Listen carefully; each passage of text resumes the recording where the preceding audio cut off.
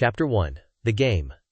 Most people consider life a battle, but it is not a battle, it is a game. It is a game, however, which cannot be played successfully without the knowledge of spiritual law. And the Old and the New Testaments give the rules of the game with wonderful clearness. Jesus Christ taught that it was a great game of giving and receiving. Whatsoever a man soweth, that shall he also reap. This means that whatever man sends out in word or deed will return to him. What he gives, he will receive. If he gives hate, he will receive hate. If he gives love, he will receive love. If he gives criticism, he will receive criticism. If he lies, he will be lied to. If he cheats, he will be cheated. We are taught also that the imaging faculty plays a leading part in the game of life. Keep thy heart, or imagination, with all diligence, for out of it are the issues of life. Proverbs chapter 4, verse 23. This means that what man images, sooner or later externalizes in his affairs. I know of a man who feared a certain disease. It was a very rare disease and difficult to get, but he pictured it continually and read about it until it manifested in his body and he died, the victim of distorted imagination. So we see, to play successfully the game of life, we must train the imaging faculty. A person with an imaging faculty trained to image only good brings into his life every righteous desire of his heart. Health, wealth, love, friends, perfect self-expression, his highest ideals. The imagination has been called the scissors of the mind, and it is ever cutting day by day the pictures man sees there, and sooner or later he meets his own creations in his outer world. To train the imagination successfully, man must understand the workings of his mind. The Greeks said, "Know thyself." There are three departments of the mind: the subconscious, conscious, and superconscious. The subconscious is simply power, without direction. It is like steam or electricity, and it does what it is directed to do. It has no power of induction. Whatever man feels deeply or images clearly is impressed upon the subconscious mind and carried out in minutest detail. For example, a woman I know, when a child, always made believe she was a widow. She dressed up in black clothes and wore a long black veil, and people thought she was very clever and amusing. She grew up and married a man with whom she was deeply in love. In a short time he died, and she wore black and a sweeping veil for many years. The picture of herself as a widow was impressed upon the subconscious mind, and in due time worked itself out, regardless of the havoc created. The conscious mind has been called mortal or carnal mind. It is the human mind, and sees life as it appears to be. It sees death, disaster, sickness, poverty, and limitation of every kind, and it impresses the subconscious. The superconscious mind is the God mind within each man, and is the realm of perfect ideas. In it is the perfect pattern spoken of by Plato, the divine design.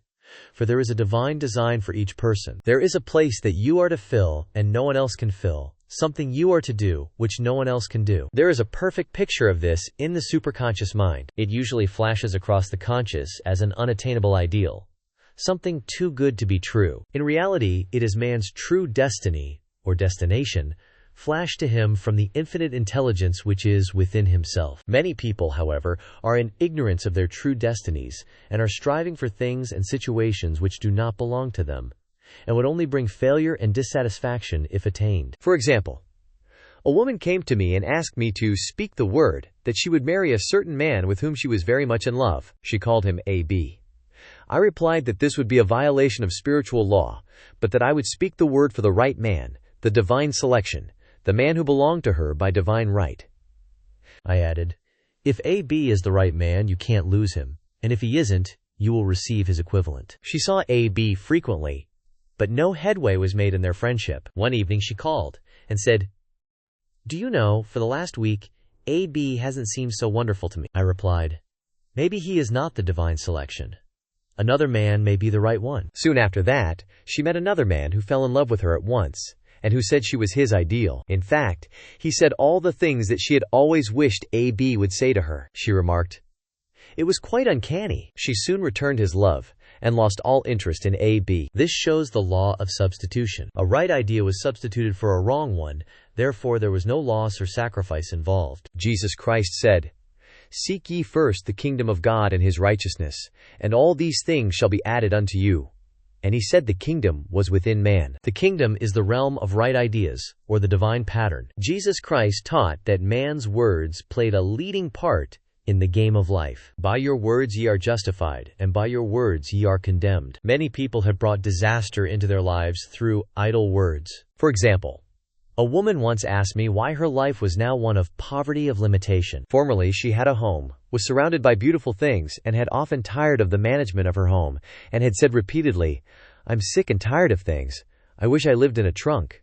And she added, "Today I am living in that trunk." She had spoken herself into a trunk. The subconscious mind has no sense of humor, and people often joke themselves into unhappy experiences. For example, a woman who had a great deal of money joked continually about getting ready for the poorhouse. In a few years she was almost destitute, having impressed the subconscious mind with a picture of lack and limitation. Fortunately, the law works both ways, and a situation of lack may be changed to one of plenty. For example, a woman came to me one hot summer's day for a treatment for prosperity. She was worn out, dejected, and discouraged. She said she possessed just $8 in the world. I said, "Good.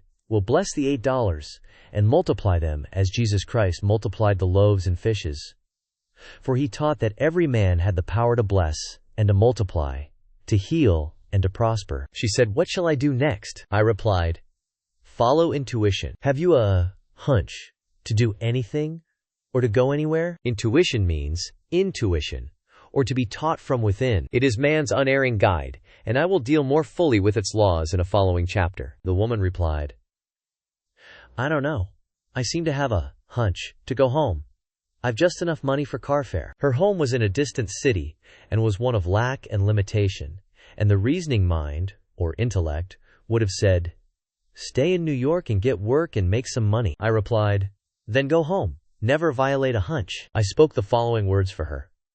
Infinite Spirit, open the way for great abundance for this woman. She is an irresistible magnet for all that belongs to her by divine right. I told her to repeat it continually also. She left for home immediately. In calling on a woman one day, she linked up with an old friend of her family. Through this friend, she received thousands of dollars in a most miraculous way. She has said to me often, "Tell people about the woman who came to you with $8 and a hunch." There is always plenty on man's pathway, but it can only be brought into manifestation through desire, faith, or the spoken word. Jesus Christ brought out clearly that man must make the first move. Ask, and it shall be given you.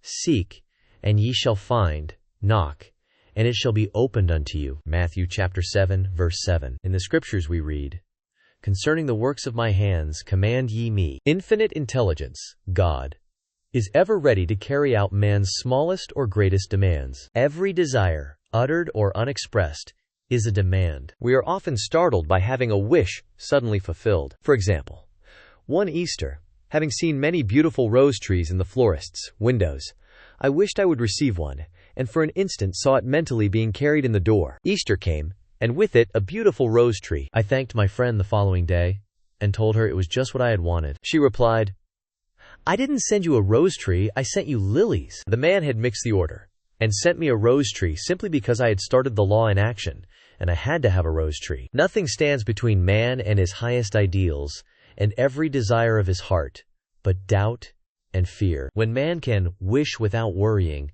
every desire will be instantly fulfilled. I will explain more fully in a following chapter the scientific reason for this, and fear must be erased from the consciousness. It is man's only enemy. Fear of lack, fear of failure, fear of sickness, fear of loss, and a feeling of insecurity on some plane. Jesus Christ said, "Why are ye fearful, O ye of little faith?" Matthew chapter 8, verse 26. So we can see we must substitute faith for fear is only inverted faith. It is faith in evil instead of good. The object of the game of life is to see clearly one's good and to obliterate all mental pictures of evil. This must be done by impressing the subconscious mind with a realization of good. A very brilliant man who has attained great success told me he had suddenly erased all fear from his consciousness by reading a sign which hung in a room. He saw printed, in large letters, this statement: "Why worry? It will probably never happen. These words were stamped indelibly upon his subconscious mind, and he has now a firm conviction that only good can come into his life, therefore only good can manifest. In the following chapter, I will deal with the different methods of impressing the subconscious mind. It is man's faithful servant, but one must be careful to give it the right orders. Man has ever a silent listener at his side, his subconscious mind. Every thought, every word is impressed upon it and carried out in amazing detail. It is like a singer making a record on the sensitive disc of the phonographic plate. Every note and tone of the singer's voice is registered. If he coughs or hesitates, it is registered also. So let us break all the old bad records in the subconscious mind, the records of our lives which we do not wish to keep, and make new and beautiful ones. Speak these words aloud, with power and conviction. I now smash and demolish, by my spoken word, every untrue record in my subconscious mind. They shall return to the dust heap of their native nothingness, for they came from my own vain imaginings. I now make my perfect records through the Christ within, the records of health, wealth, love, and perfect self-expression. This is the square of life, the game completed. In the following chapters, I will show how man can change his conditions by changing his words. Any man who does not know the power of the word is behind the times. Death and life are in the power of the tongue. Proverbs chapter 18, verse 21. Chapter 2. The Law of Prosperity. One of the greatest messages given to the race through the scriptures is that God is man's supply, and that man can release, through his spoken word, all that belongs to him by divine right. He must, however, have perfect faith in his spoken word. Isaiah said, My word shall not return unto me void, but shall accomplish that where it is sent. We know now that words and thoughts are a tremendous vibratory force, ever molding man's body and affairs. A woman came to me in great distress and said she was to be sued on the 15th of the month for $3,000. She knew no way of getting the money and was in despair. I told her God was her supply, and that there is a supply for every demand. So I spoke the word. I gave thanks that the woman would receive $3,000 at the right time, in the right way. I told her she must have perfect faith and act her perfect faith. The 15th came, but no money had materialized. She called me on the phone and asked what she was to do. I replied, It is Saturday, so they won't sue you today. Your part is to act rich, thereby showing perfect faith that you will receive it by Monday. She asked me to lunch with her to keep up her courage. When I joined her at a restaurant, I said, This is no time to economize. Order an expensive luncheon. Act as if you have already received the $3,000. All things whatsoever ye ask in prayer, believing, ye shall receive. You must act as if you had already received. The next morning she called me on the phone and asked me to stay with her during the day. I said no. You are divinely protected and God is never too late. In the evening she phoned again, greatly excited, and said, My dear, a miracle has happened. I was sitting in my room this morning. When the doorbell rang, I said to the maid, Don't let anyone in. The maid, however, looked out the window and said, It's your cousin with the long white beard. So I said, Call him back. I would like to see him. He was just turning the corner when he heard the maid's voice, and he came back. He talked for about an hour, and just as he was leaving he said, Oh, by the way, how are finances? I told him I needed the money, and he said, Why, my dear, I will give you $3,000 the first of the month. I didn't like to tell him I was going to be sued. What shall I do? I won't receive it till the first of the month, and I must have it tomorrow. I said, I'll keep on treating. I said, Spirit is never too late. I give thanks she has received the money on the invisible plane, and that it manifests on time. The next morning her cousin called her up and said, Come to my office this morning and I will give you the money. That afternoon she had $3,000 to her credit in the bank and wrote checks as rapidly as her excitement would permit. If one asks for success and prepares for failure, he will get the situation he has prepared for. For example, a man came to me asking me to speak the word that a certain debt would be wiped out. I found he spent his time planning what he would say to the man when he did not pay his bill, thereby neutralizing my words. He should have seen himself paying the debt. We have a wonderful illustration of this in the Bible, relating to the 3 kings who were in the desert, without water for their men and horses. They consulted the prophet Elisha, who gave them this astonishing message. Thus saith the Lord, Ye shall not see wind, neither shall ye see rain, yet make this valley full of ditches. Man must prepare for the thing he has asked for, when there isn't the slightest sign of it in sight. For example, A woman found it necessary to look for an apartment during the year when there was a great shortage of apartments in New York. It was considered almost an impossibility, and her friends were sorry for her and said, "Isn't it too bad you'll have to store your furniture and live in a hotel?" She replied, "You needn't feel sorry for me. I'm a Superman, and I'll get an apartment." She spoke the words, "Infinite Spirit, open the way for the right apartment." She knew there was a supply for every demand, and that she was unconditioned, working on the spiritual plane, and that, one with God, is a majority. She had contemplated buying new blankets, when the tempter, the adverse thought or reasoning mind, suggested, "Don't buy the blankets. Perhaps, after all, you won't get an apartment, and you will have no use for them." She promptly replied, to herself, "I'll dig my ditches by buying the blankets." So she prepared for the apartment,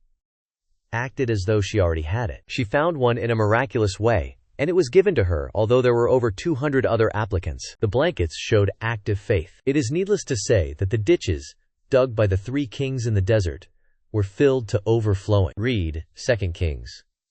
Getting into the spiritual swing of things is no easy matter for the average person. The adverse thoughts of doubt and fear surge from the subconscious. They are the army of the aliens, which must be put to flight. This explains why it is so often darkest before the dawn. A big demonstration is usually preceded by tormenting thoughts. Having made a statement of high spiritual truth, one challenges the old beliefs in the subconscious, and error is exposed to be put out. This is the time when one must make his affirmations of truth repeatedly, and rejoice and give thanks that he has already received. "Before ye call, I shall answer." This means that every good and perfect gift is already man's awaiting his recognition. Man can only receive what he sees himself receiving. The children of Israel were told that they could have all the land they could see. This is true of every man. He has only the land within his own mental vision. Every great work, every big accomplishment, has been brought into manifestation through holding to the vision. And often, just before the big achievement, comes apparent failure and discouragement. The children of Israel, when they reached the promised land, were afraid to go in, for they said it was filled with giants who made them feel like grasshoppers. And there we saw the giants, and we were in our own sight as grasshoppers. This is almost every man's experience. However, the one who knows spiritual law is undisturbed by appearance, and rejoices while he is yet in captivity. That is, he holds to his vision, and gives thanks that the end is accomplished he has received. Jesus Christ gave a wonderful example of this. He said to his disciples, "Say not ye, there are yet 4 months, and then cometh the harvest? Behold, I say unto you, lift up your eyes, and look on the fields, for they are ripe already to harvest." His clear vision pierced the world of matter, and he saw clearly the 4th-dimensional world, things as they really are, perfect and complete in divine mind. So man must ever hold the vision of his journey's end, and demand the manifestation of that which he has already received. It may be his perfect health, love, supply, self-expression, home, or friends. They are all finished and perfect ideas registered in divine mind, man's own superconscious mind, and must come through him, not to him. For example, a man came to me asking for treatments for success. It was imperative that he raise, within a certain time, $50,000 for his business. The time limit was almost up when he came to me in despair. No one wanted to invest in his enterprise, and the bank had flatly refused a loan. I replied, "I suppose you lost your temper while at the bank, therefore your power. You can control any situation if you first control yourself. Go back to the bank," I added, "and I will treat." My treatment was, "You are identified in love with the spirit of everyone connected with the bank. Let the divine idea come out of this situation." He replied, "Woman, you are talking about an impossibility. Tomorrow is Saturday. The bank closes at 12, and my train won't get me there until 10, and the time limit is up tomorrow, and anyway they won't do it. It's too late." I replied, "God doesn't need any time and is never too late. With him all things are possible." I added, "I don't know anything about business, but I know all about God." He replied, "It all sounds fine when I sit here listening to you, but when I go out, it's terrible." He lived in a distant city, and I did not hear from him for a week. Then came a letter. It read, "You were right. I raised the money, and will never again doubt the truth of all that you told me." I saw him a few weeks later, and I said, "What happened? You evidently had plenty of time after all." He replied, "My train was late, and I got there just 15 minutes to 12. I walked into the bank quietly and said, 'I have come for the loan. and they gave it to me without a question. It was the last 15 minutes of the time allotted to him, and Infinite Spirit was not too late. In this instance, the man could never have demonstrated alone. He needed someone to help him hold to the vision. This is what one man can do for another. Jesus Christ knew the truth of this when he said, "If two of you shall agree on earth as touching anything that they shall ask, it shall be done for them of my Father which is in heaven." One gets too close to his own affairs and becomes doubtful and fearful. The friend or healer sees clearly the success, health, or prosperity, and never wavers, because he is not close to the situation. It is much easier to demonstrate for someone else than for oneself. So a person should not hesitate to ask for help if he feels himself wavering. A keen observer of life once said, "No man can fail if some one person sees him successful." Such is the power of the vision, and many a great man owed his success to a wife or sister or a friend who believed in him and held without wavering to the perfect pattern. Chapter 3. The Power of the Word. A person knowing the power of the Word becomes very careful of his conversation. He has only to watch the reaction of his words to know that they do not return void. Through his spoken word, man is continually making laws for himself. I knew a man who said, "I always miss a car. It invariably pulls out just as I arrive." His daughter said, "I always catch a car. It's sure to come just as I get there." This occurred for years. Each had made a separate law for himself, one of failure, one of success. This is the psychology of superstitions. The horseshoe, or rabbit's foot, contains no power, but man's spoken word and belief that it will bring good luck creates expectancy in the subconscious mind and attracts a lucky situation. I find, however, this will not work when man has advanced spiritually and knows a higher law. One cannot turn back and must put away graven images. For example, 2 men in my class had had great success in business for several months, when suddenly everything went to smash. We tried to analyze the situation, and I found, instead of making their affirmations and looking to God for success and prosperity, they had each bought a lucky monkey. I said, "Oh, I see. You have been trusting in the lucky monkeys instead of God. Put away the lucky monkeys and call on the law of forgiveness. For man has power to forgive or neutralize his mistakes." They decided to throw the lucky monkeys down a coal hole, and all went well again. This does not mean, however, that one should throw away every lucky ornament or horseshoe about the house, but he must recognize that the power back of it is the one and only power, God, and that the object simply gives him a feeling of expectancy. I was with a friend one day who was in deep despair. In crossing the street, she picked up a horseshoe. Immediately, she was filled with joy and hope. She said God had sent her the horseshoe in order to keep up her courage. It was indeed, at that moment, about the only thing that could have registered in her consciousness. Her hope became faith, and she ultimately made a wonderful demonstration. I wish to make the point clear that the men previously mentioned were depending on the monkeys alone, while this woman recognized the power back of the horseshoe. I know, in my own case, it took a long while to get out of a belief that a certain thing brought disappointment. If the thing happened, disappointment invariably followed. I found the only way I could make a change in the subconscious was by asserting, "There are not two powers, there is only one power, God. Therefore, there are not disappointments, and this thing means a happy surprise." I noticed a change at once, and happy surprises commenced coming my way. I have a friend who said nothing could induce her to walk under a ladder. I said, "If you are afraid, you are giving in to a belief in two powers, good and evil, instead of one. As God is absolute, there can be no opposing power, unless man makes the false of evil for himself. To show you believe in only one power, God, and that there is no power or reality in evil, walk under the next ladder you see." Soon after, she went to her bank. She wished to open her box in the safe deposit vault, and there stood a ladder on her pathway. It was impossible to reach the box without passing under the ladder. She quailed with fear and turned back. She could not face the lion on her pathway. However, when she reached the street, my words rang in her ears, and she decided to return and walk under it. It was a big moment in her life, for ladders had held her in bondage for years. She retraced her steps to the vault, and the ladder was no longer there. This so often happens. If one is willing to do a thing he is afraid to do, he does not have to. It is the law of non-resistance, which is so little understood. Someone has said that courage contains genius and magic. Face a situation fearlessly, and there is no situation to face. It falls away of its own weight. The explanation is, that fear attracted the ladder on the woman's pathway, and fearlessness removed it. Thus, the invisible forces are ever working for man who is always pulling the strings himself, though he does not know it.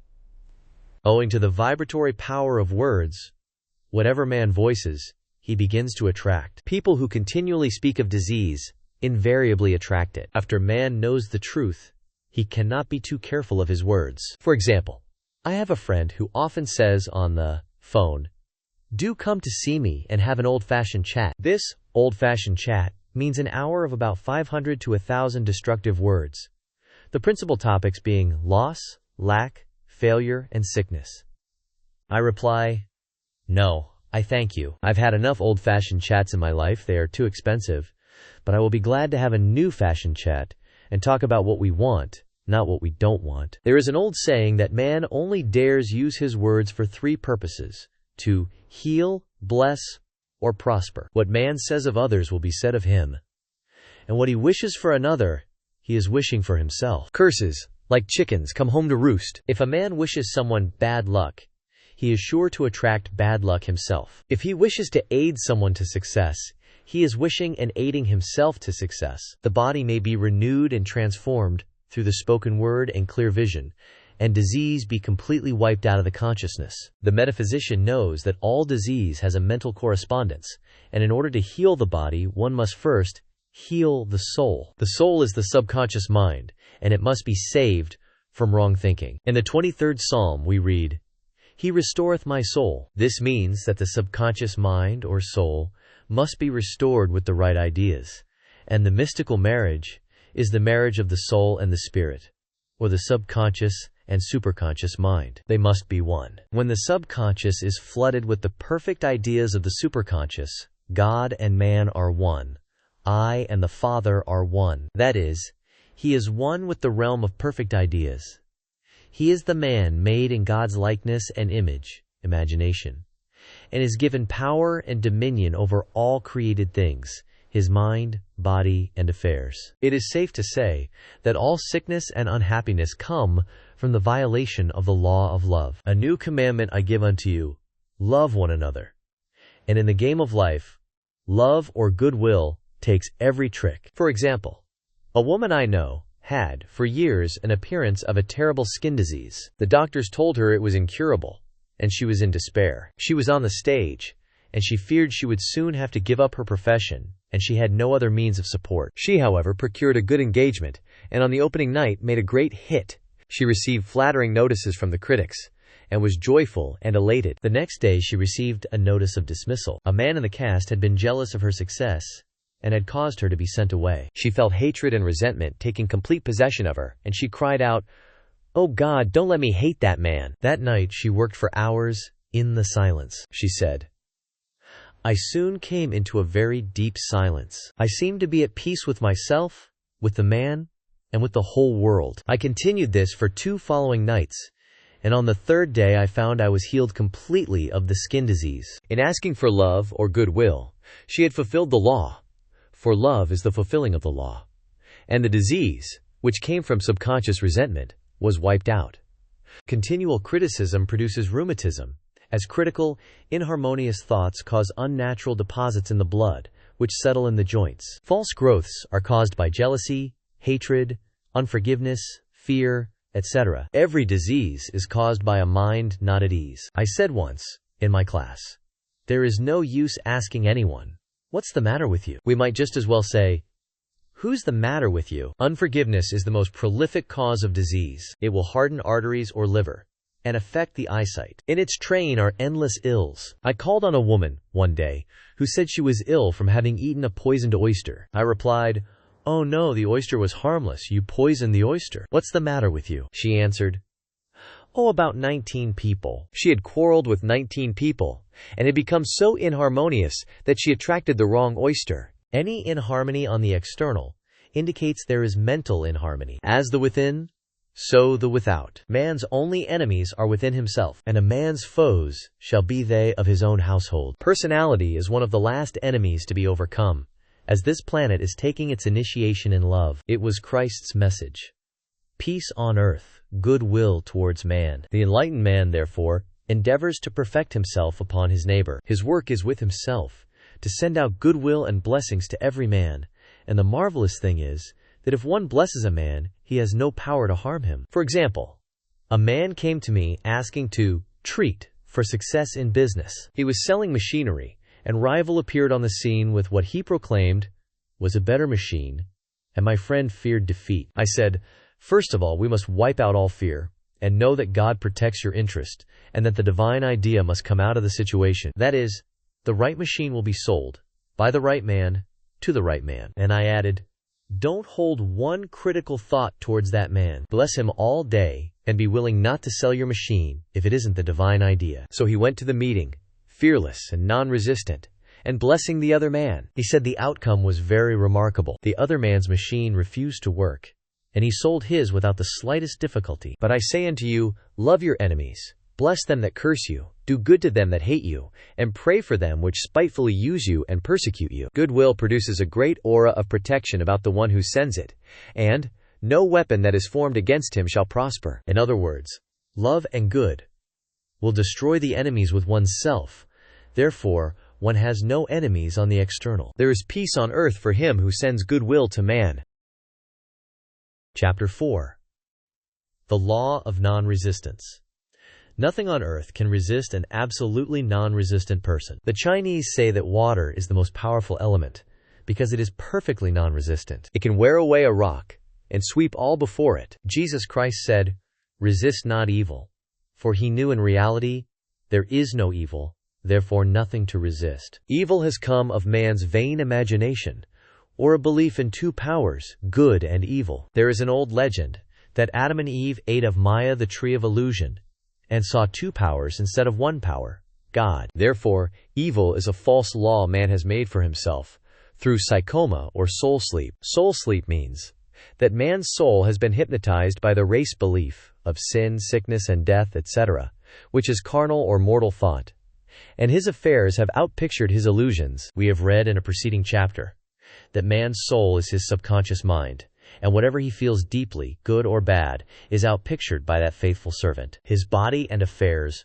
show forth what he has been picturing. The sick man has pictured sickness, the poor man, poverty, the rich man, wealth. People often say, why does a little child attract illness when it is too young even to know what it means? I answer that children are sensitive and receptive to the thoughts of others about them, and often outpicture the fears of their parents. I heard a metaphysician once say, if you do not run your subconscious mind yourself, someone else will run it for you. Mothers often, unconsciously, attract illness and disaster to their children by continually holding them in thoughts of fear and watching for symptoms. For example, a friend asked a woman if her little girl had had the measles. She replied promptly, not yet. This implied that she was expecting the illness, and therefore preparing the way for what she did not want for herself and child. However, the man who is centered and established in right thinking, the man who sends out only goodwill to his fellow man, and who is without fear, cannot be touched or influenced by the negative thoughts of others. In fact, he could then receive only good thoughts, as he himself sends forth only thoughts. Resistance is hell, for it places man in a state of torment. A metaphysician once gave me a wonderful recipe for taking every trick in the game of life. It is the acme of non-resistance. He gave it in this way. At one time in my life, I baptized children, and of course, they had many names. Now I no longer baptize children, but I baptize events, but I give every event the same name. If I have a failure, I baptize it success, in the name of the Father, and of the Son, and of the Holy Ghost. In this we see the great law of transmutation, founded on non-resistance. Through his spoken word, every failure was transmuted into success. For example, a woman who required money, and who knew the spiritual law of opulence, was thrown continually in a business way, with a man who made her feel very poor. He talked lack and limitation, and she commenced to catch his poverty thoughts, so she disliked him and blamed him for her failure. She knew in order to demonstrate her supply, she must first feel that she had received. A feeling of opulence must precede its manifestation. It dawned on her, one day, that she was resisting the situation and seeing two powers instead of one. So she blessed the man and baptized the situation. Success, she affirmed. As there is only one power, God, this man is here for my good and my prosperity. just what he did not seem to be there for. Soon after that she met, through this man, a woman who gave her for a service rendered several $1,000s, and the man moved to a distant city and faded harmoniously from her life. Make the statement, "Every man is a golden link in the chain of my good, for all men are God in manifestation, awaiting the opportunity given by man himself to serve the divine plan of his life. Bless your enemy, and you rob him of his ammunition. His arrows will be transmuted into blessings." This law is true of nations as well as individuals. Bless a nation, send love and goodwill to every inhabitant, and it is robbed of its power to harm. Man can only get the right idea of non-resistance through spiritual understanding. My students have often said, "I don't want to be a doormat." I reply, when you use non-resistance with wisdom, no one will ever be able to walk over you. Another example.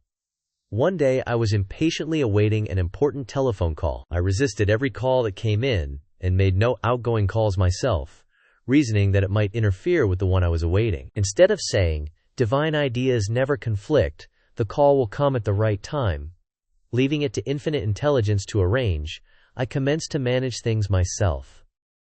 I made the battle mine, not God's, and remained tense and anxious. The bell did not ring for about an hour, and I glanced at the phone and found the receiver had been off that length of time, and the phone was disconnected. My anxiety, fear, and belief in interference had brought on a total eclipse of the telephone. Realizing what I had done, I commenced blessing the situation at once. I baptized it success and affirmed, "I cannot lose any call that belongs to me by divine right.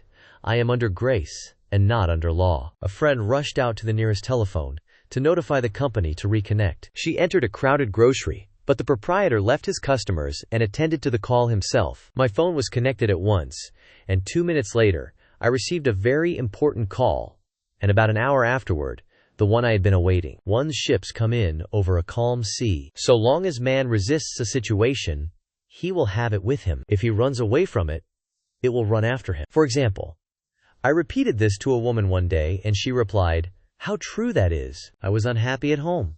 I disliked my mother, who was critical and domineering, so I ran away and was married. But I married my mother, for my husband was exactly like my mother, and I had the same situation to face again." Agree with thine adversary quickly. This means, agree that the adverse situation is good.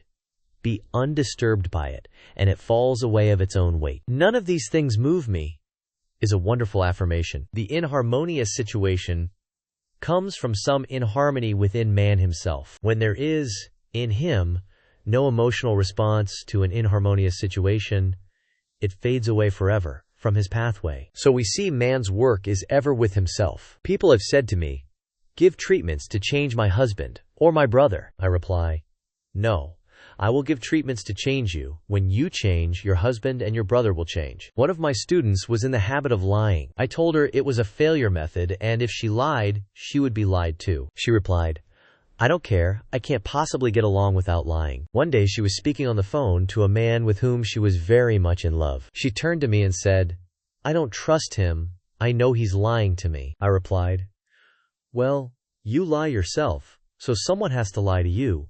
And you will be sure it will be just the person you want the truth from." Sometime after that I saw her, and she said, "I'm cured of lying." I questioned, "What cured you?" She replied, "I have been living with a woman who lied worse than I did." One is often cured of his faults by seeing them in others. Life is a mirror, and we find only ourselves reflected in our associates. Living in the past is a failure method and a violation of spiritual law. Jesus Christ said, "Behold, now is the accepted time. Now is the day of salvation." Lot's wife looked back and was turned into a pillar of salt. The robbers of time are the past and the future. Man should bless the past and forget it if it keeps him in bondage, and bless the future, knowing it has in store for him endless joys, but live fully in the now. For example, a woman came to me, complaining that she had no money with which to buy Christmas gifts. She said, "Last year was so different. I had plenty of money and gave lovely presents, and this year I have scarcely a cent." I replied, "You will never demonstrate money while you are pathetic and live in the past. Live fully in the now, and get ready to give Christmas presents. Dig your ditches, and the money will come." She exclaimed, "I know what to do. I will buy some tinsel twine, Christmas seals, and wrapping paper." I replied, "Do that, and the presents will come and stick themselves to the Christmas seals. This, too, was showing financial fearlessness and faith in God, as the reasoning mind said, "Keep every cent you have, as you are not sure you will get any more." She bought the seals, paper, and twine, and a few days before Christmas, received a gift of several $100s. Buying the seals and twine had impressed the subconscious with expectancy, and opened the way for the manifestation of the money. She purchased all the presents in plenty of time. Man must live suspended in the moment. Look well, therefore, to this day, such is the salutation of the dawn. He must be spiritually alert, ever awaiting his leads, taking advantage of every opportunity. One day, I said continually, silently, "Infinite Spirit, don't let me miss a trick." And something very important was told to me that evening. It is most necessary to begin the day with right words. Make an affirmation immediately upon waking. For example, "Thy will be done this day. Today is a day of completion. I give thanks for this perfect day. Miracle shall follow miracle, and wonders shall never cease." Make this a habit, and one will see wonders and miracles come into his life. One morning I picked up a book and read, "Look with wonder at that which is before you." It seemed to be my message for the day, so I repeated again and again, "Look with wonder at that which is before you." At about noon, a large sum of money was given me, which I had been desiring for a certain purpose. In a following chapter, I will give affirmations that I have found most effective. However, one should never use an affirmation unless it is absolutely satisfying and convincing to his own consciousness, and often an affirmation is changed to suit different people. For example, the following has brought success to many. "I have a wonderful work, in a wonderful way. I give wonderful service, for wonderful pay." I gave the first 2 lines to one of my students, and she added the last 2. It made a most powerful statement, as there should always be perfect payment for perfect service, and a rhyme sinks easily into the subconscious. She went about singing it aloud, and soon did receive wonderful work in a wonderful way, and gave wonderful service for wonderful pay. Another student, a businessman, took it and changed the word work to business. He repeated, "I have a wonderful business, in a wonderful way, and I give wonderful service for wonderful pay." That afternoon he made a $41,000 deal, though there had been no activity in his affairs for months. Every affirmation must be carefully worded and completely cover the ground. For example, I knew a woman who was in great need and made a demand for work. She received a great deal of work, but was never paid anything. She now knows to add, "Wonderful service for wonderful pay." It is man's divine right to have plenty, more than enough. His barns should be full, and his cup should flow over. This is God's idea for man, and when man breaks down the barriers of lack in his own consciousness, the golden age will be his, and every righteous desire of his heart fulfilled. Chapter 5. The Law of Karma and the Law of Forgiveness. Man receives only that which he gives. The game of life is a game of boomerangs. Man's thoughts, deeds, and words return to him sooner or later, with astounding accuracy. This is the law of karma, which is Sanskrit for comeback. Whatsoever a man soweth, that shall he also reap. For example, a friend told me this story of herself, illustrating the law. She said, "I make all my karma on my aunt. Whatever I say to her, someone says to me. I am often irritable at home, and one day said to my aunt, who was talking to me during dinner, 'No more talk. I wish to eat in peace.' The following day, I was lunching with a woman with whom I wished to make a great impression. I was talking animatedly when she said, 'No more talk. I wish to eat in peace.' My friend is high in consciousness, so her karma returns much more quickly than to one on the mental plane. The more man knows, the more he is responsible for, and a person with a knowledge of spiritual law, which he does not practice, suffers greatly. In consequence, the fear of the Lord, law, is the beginning of wisdom. If we read the word Lord, law, it will make many passages in the Bible much clearer. "Vengeance is mine, I will repay, saith the Lord." Law. It is the law which takes vengeance, not God. God sees man perfect, created in his own image, imagination, and given power and dominion. This is the perfect idea of man, registered in divine mind, awaiting man's recognition.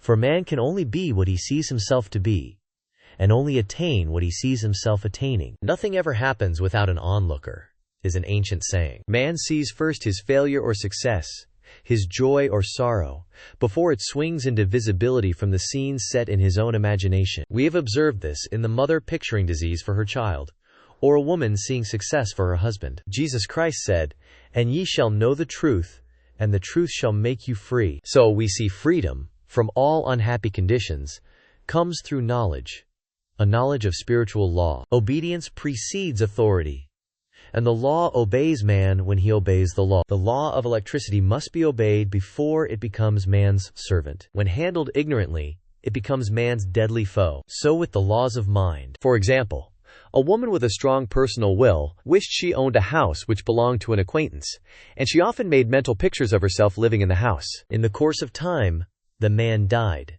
and she moved into the house. Several years afterwards, coming into the knowledge of spiritual law, she said to me, "Do you think I had anything to do with that man's death?" I replied, "Yes, your desire was so strong, everything made way for it. But you paid your karmic debt. Your husband, whom you loved devotedly, died soon after, and the house was a white elephant on your hands for years." The original owner, however, could not have been affected by her thoughts had he been positive in the truth, nor her husband, but they were both under karmic law. The woman should have said, feeling the great desire for the house, "Infinite intelligence, give me the right house, equally as charming as this, the house which is mine by divine right." The divine selection would have given perfect satisfaction and brought good to all. The divine pattern is the only safe pattern to work by. Desire is a tremendous force and must be directed in the right channels, or chaos ensues. In demonstrating, the most important step is the first step, to ask aright. Man should always demand only that which is his by divine right. To go back to the illustration, had the woman taken this attitude, "If this house I desire is mine, I cannot lose it. If it is not, give me its equivalent," the man might have decided to move out harmoniously, had it been the divine selection for her, or another house would have been substituted. Anything forced into manifestation through personal will is always ill-got and has ever bad success. Man is admonished, "My will be done, not thine," and the curious thing is, man always gets just what he desires when he does relinquish personal will, thereby enabling infinite intelligence to work through him. Stand ye still and see the salvation of the Lord.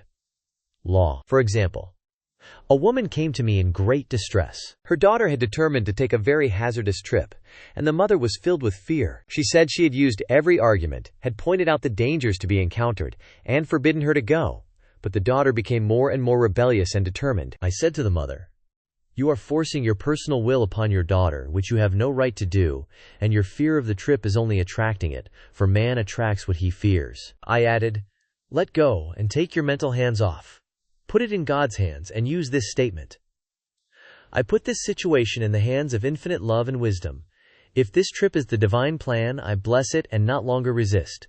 But if it is not divinely planned, I give thanks that it is now dissolved and dissipated." A day or two after that, her daughter said to her, "Mother, I have given up the trip," and the situation returned to its native nothingness. It is learning to stand still, which seems so difficult for man. I have dealt more fully with this law in the chapter on non-resistance. I will give another example of sowing and reaping, which came in the most curious way. A woman came to me saying she had received a counterfeit $20 bill given to her at the bank. She was much disturbed, for, she said, "The people at the bank will never acknowledge their mistake." I replied, "Let us analyze the situation and find out why you attracted it." She thought a few moments and exclaimed, "I know it. I sent a friend a lot of stage money, just for a joke." So the law had sent her some stage money, for it doesn't know anything about jokes. I said, "Now we will call on the law of forgiveness and neutralize the situation." Christianity is founded upon the law of forgiveness. Christ has redeemed us from the curse of the karmic law, and the Christ within each man is his redeemer and salvation from all inharmonious conditions. So I said, "Infinite Spirit, we call on the law of forgiveness and give thanks that she is under grace and not under law, and cannot lose this $20 which is hers by divine right. Now," I said, "go back to the bank and tell them, fearlessly, that it was given you, there, by mistake." She obeyed, and to her surprise, they apologized and gave her another bill, treating her most courteously. So knowledge of the law gives man power to rub out his mistakes. Man cannot force the external to be what he is not. If he desires riches, he must be rich first in consciousness. For example, A woman came to me asking treatment for prosperity. She did not take much interest in her household affairs, and her home was in great disorder. I said to her, "If you wish to be rich, you must be orderly. All men with great wealth are orderly, and order is heaven's first law." I added, "You will never become rich with a burnt match in the pincushion." She had a good sense of humor and commenced immediately, putting her house in order. She rearranged furniture, straightened out bureau drawers, cleaned rugs, and soon made a big financial demonstration, a gift from a relative. The woman, herself, became made over and keeps herself keyed up financially by being ever watchful of the external and expecting prosperity, knowing God is her supply. Many people are in ignorance of the fact that gifts and things are investments, and that hoarding and saving invariably lead to loss. There is that scattereth and yet increaseth, and there is that withholdeth more than is meet, but it tendeth to poverty. For example, I knew a man who wanted to buy a fur-lined overcoat. He and his wife went to various shops, but there was none he wanted. He said they were all too cheap-looking. At last he was shown one the salesman said was valued at $1,000, but which the manager would sell him for $500, as it was late in the season. His financial possessions amounted to about $700. The reasoning mind would have said, "You can't afford to spend nearly all you have on a coat." But he was very intuitive and never reasoned. He turned to his wife and said, "If I get this coat, I'll make a ton of money." So his wife consented, weakly. About a month later, he received a $10,000 commission. The coat made him feel so rich, it linked him with success and prosperity. Without the coat, he would not have received the commission. It was an investment paying large dividends. If man ignores these leadings to spend or to give, the same amount of money will go in an uninteresting or unhappy way. For example, a woman told me, on Thanksgiving Day, she informed her family that they could not afford a Thanksgiving dinner. She had the money but decided to save it. A few days later, someone entered her room and took from the bureau drawer the exact amount the dinner would have cost. The law always stands back of the man who spends fearlessly, with wisdom. For example, one of my students was shopping with her little nephew. The child clamored for a toy, which she told him she could not afford to buy. She realized suddenly that she was seeking lack, and not recognizing God as her supply. So she bought the toy, and on her way home, picked up, in the street, the exact amount of money she had paid for it. Man's supply is inexhaustible and unfailing when fully trusted. But faith or trust must precede the demonstration. According to your faith be it unto you. Faith is the substance of things hoped for, the evidence of things not seen. For faith holds the vision steady, and the adverse pictures are dissolved and dissipated. And, in due season we shall reap, if we faint not. Jesus Christ brought the good news, the gospel, that there was a higher law than the law of karma, and that law transcends the law of karma. It is the law of grace, or forgiveness. It is the law which frees man from the law of cause and effect, the law of consequence. Under grace, and not under law, we are told that on this plane, man reaps where he has not sown. The gifts of God are simply poured out upon him. All that the kingdom affords is his. This continued state of bliss awaits the man who has overcome the race, or world, thought. In the world thought there is tribulation, but Jesus Christ said, "Be of good cheer, I have overcome the world." The world thought is that of sin, sickness, and death. He saw their absolute unreality, and said, "Sickness and sorrow shall pass away, and death itself, the last enemy, be overcome." We know now, from a scientific standpoint, that death could be overcome by stamping the subconscious mind with the conviction of eternal youth and eternal life. The subconscious, being simply power without direction, carries out orders without questioning. Working under the direction of the superconscious, the Christ or God within man, the resurrection of the body would be accomplished. Man would no longer throw off his body in death, it would be transformed into the body electric, sung by Walt Whitman. For Christianity is founded upon the forgiveness of sins and an empty tomb. Chapter 6. Casting the burden. Impressing the subconscious. When man knows his own powers and the workings of his mind, his great desire is to find an easy and quick way to impress the subconscious with good, for simply an intellectual knowledge of the truth will not bring results. In my own case, I found the easiest way is in casting the burden. A metaphysician once explained it in this manner. He said, "The only thing which gives anything weight in nature is the law of gravitation, and if a boulder could be taken high above the planet, there would be no weight in that boulder. And that is what Jesus Christ meant when he said, 'My yoke is easy, and my burden is light. He had overcome the world vibration and functioned in the fourth dimensional realm, where there is only perfection, completion, life, and joy. He said, "Come to me, all ye that are labor and are heavy laden, and I will give you rest. Take my yoke upon you, for my yoke is easy and my burden is light." We are also told in the 55th Psalm to cast thy burden upon the Lord. Many passages in the Bible state that the battle is God's, not man's, and that man is always to stand still and see the salvation of the Lord. This indicates that the superconscious mind, or Christ within, is the department which fights man's battle and relieves him of burdens. We see, therefore, that man violates law if he carries a burden, and a burden is an adverse thought or condition, and this thought or condition has its root in the subconscious. It seems almost impossible to make any headway directing the subconscious from the conscious,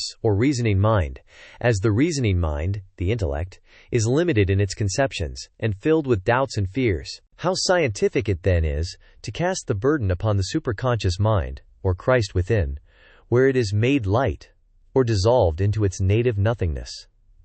For example, a woman in urgent need of money, made light upon the Christ within, the superconscious, with the statement, "I cast this burden of lack on the Christ within, and I go free to have plenty." The belief in lack was her burden, and as she cast it upon the superconscious with its belief of plenty, an avalanche of supply was the result. We read, "The Christ in you, the hope of glory." Another example. One of my students had been given a new piano, and there was no room in her studio for it until she had moved out the old one. She was in a state of perplexity. She wanted to keep the old piano, but knew of no place to send it. She became desperate, as the new piano was to be sent immediately.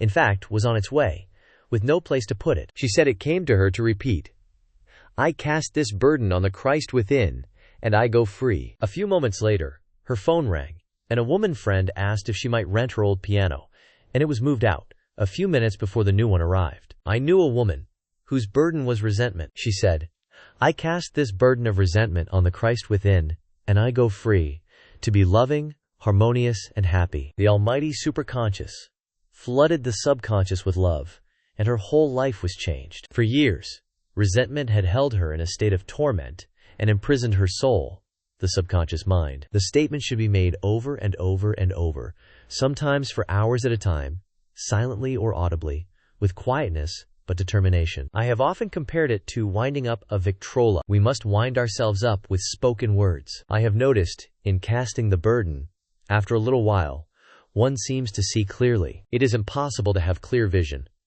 While in the throes of carnal mind, doubts and fear poison the mind and body, and imagination runs riot, attracting disaster and disease. In steadily repeating the affirmation, "I cast this burden on the Christ within, and go free," the vision clears, and with it a feeling of relief, and sooner or later comes the manifestation of good, be it health, happiness, or supply. One of my students once asked me to explain the darkness before the dawn. I referred in a preceding chapter to the fact that often, before the big demonstration, everything seems to go wrong, and deep depression clouds the consciousness. It means that out of the subconscious are rising the doubts and fears of the ages. These old derelicts of the subconscious rise to the surface, to be put out. It is then that man should clap his cymbals, like Jehoshaphat, and give thanks that he is saved, even though he seems surrounded by the enemy, the situation of lack or disease. The student continued, "How long must one remain in the dark?"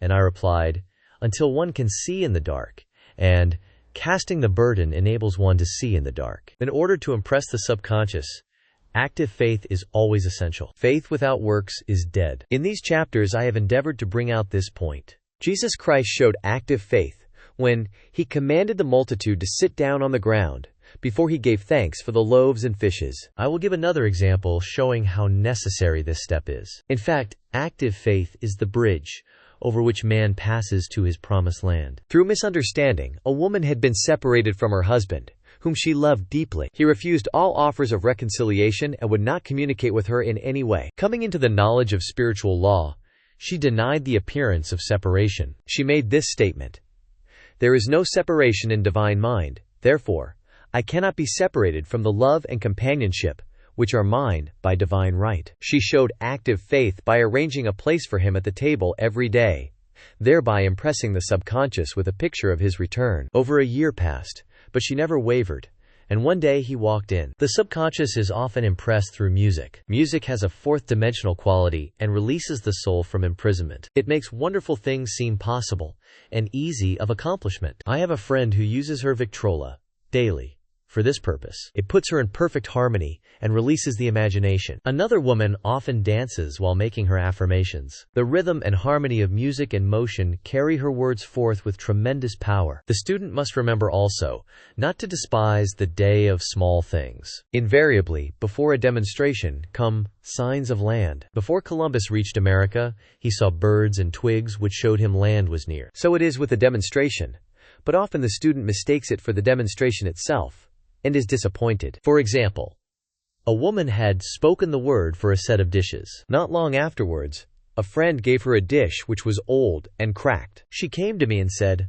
"Well, I asked for a set of dishes and all I got was a cracked plate." I replied, "The plate was only signs of land. It shows your dishes are coming.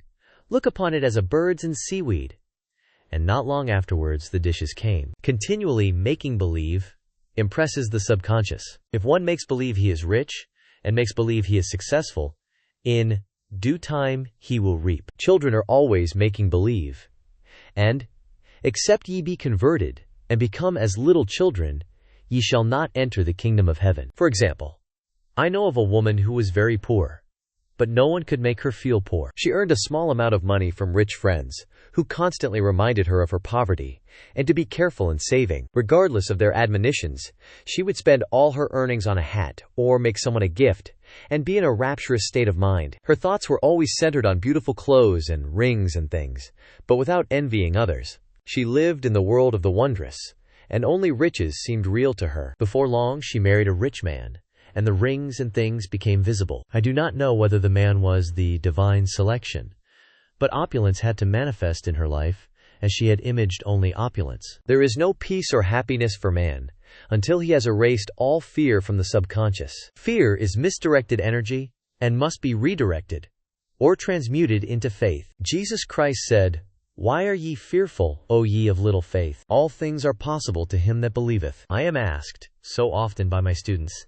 "How can I get rid of fear?" I reply, by walking up to the thing you are afraid of. The lion takes its fierceness from your fear. Walk up to the lion, and he will disappear. Run away, and he runs after you. I have shown in previous chapters how the lion of lack disappeared when the individual spent money fearlessly, showing faith that God was his supply, and therefore unfailing. Many of my students have come out of the bondage of poverty and are now bountifully supplied, through losing all fear of letting money go out. The subconscious is impressed with the truth that God is the giver and gift. Therefore, as one is one with the giver, he is one with the gift. A splendid statement is, "I now thank God the giver for God the gift." Man has so long separated himself from his good and his supply, through thoughts of separation and lack, that sometimes it takes dynamite to dislodge these false ideas from the subconscious, and the dynamite is a big situation. We see in the foregoing illustration how the individual was freed from his bondage by showing fearlessness. Man should watch himself hourly to detect if his motive for action is fear or faith. Choose ye this day whom we shall serve, fear or faith. Perhaps one's fear is of personality. Then do not avoid the people feared. Be willing to meet them cheerfully, and they will either prove golden links in the chain of one's good, or disappear harmoniously from one's pathway.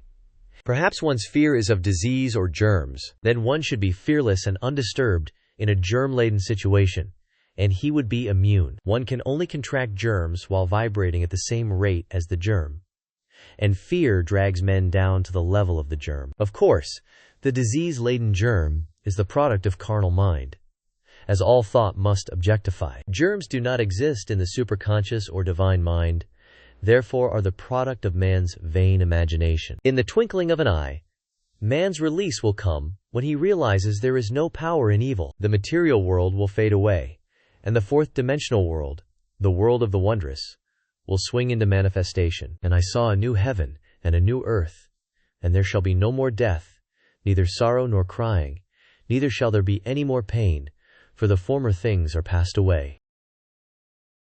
Chapter 7. Love Every man on this planet is taking his initiation in love. A new commandment I give unto you, that ye love one another. Uspensky states, in Tertium Organum, that love is a cosmic phenomenon and opens to man the fourth-dimensional world, the world of the wondrous. Real love is selfless and free from fear. It pours itself out upon the object of its affection, without demanding any return. Its joy is in the joy of giving. Love is God in manifestation, and the strongest magnetic force in the universe. Pure, unselfish love draws to itself its own. It does not need to seek or demand. Scarcely anyone has the faintest conception of real love. Man is selfish, tyrannical, or fearful in his affections, thereby losing the thing he loves. Jealousy is the worst enemy of love, for the imagination runs riot, seeing the loved one attracted to another, and invariably these fears objectify if they are not neutralized. For example, a woman came to me in deep distress. The man she loved had left her for other women, and said he never intended to marry her. She was torn with jealousy and resentment, and said she hoped he would suffer as he had made her suffer, and added, "How could he leave me when I loved him so much?" I replied, "You are not loving that man, you are hating him," and added, "You can never receive what you have never given. Give a perfect love, and you will receive a perfect love. Perfect yourself on this man. Give him a perfect, unselfish love, demanding nothing in return. Do not criticize or condemn, and bless him wherever his is." She replied, "No, I won't bless him unless I know where he is." She said, "Well," I said, "that is not real love. When you send out real love will return to you, either from this man or his equivalent, for if this man is not the divine selection, you will not want him. As you are one with God, you are one with the love which belongs to you by divine right." Several months passed, and matters remained about the same, but she was working conscientiously with herself. I said, "When you are no longer disturbed by his cruelty, he will cease to be cruel, as you are attracting it through your own emotions." Then I told her of a brotherhood in India, who never said good morning to each other. They used these words, "I salute the divinity in you." They saluted the divinity in every man, and in the wild animals in the jungle, and they were never harmed, for they saw only God in every living thing. I said, "Salute the divinity in this man, and say, I see your divine self only. I see you as God see you, perfect, made in his image and likeness." She found she was becoming more poised, and gradually losing her resentment. He was a captain, and she always called him the Cap. One day she said suddenly, "God bless the Cap wherever he is." I replied, "Now that is real love, and when you have become a complete circle, and are no longer disturbed by the situation, you will have his love, or attract its equivalent."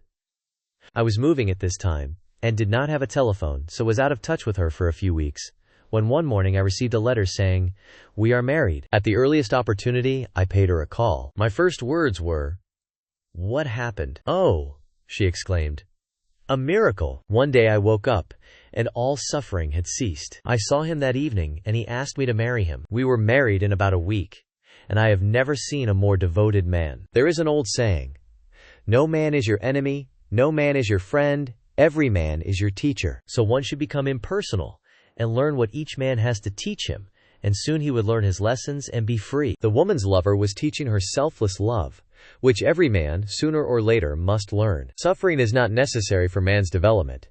It is the result of violation of spiritual law, but few people seem able to rouse themselves from their soul sleep without it.